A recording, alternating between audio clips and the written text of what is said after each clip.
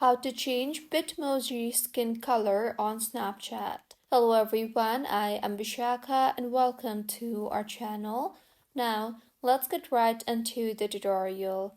Firstly, go ahead and open the Snapchat application on your device and make sure you are signed in, and if not, then go ahead and sign yourself in.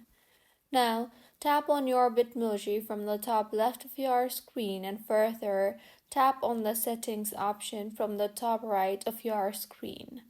Now go ahead and tap on the Bitmoji option you see there, and under the My Account tab option, you will then see the option for Edit My Bitmoji. Tap on that and further scroll through the options until you see the skin tone option and tap on that. You will then be able to see a bunch of options available for skin tone.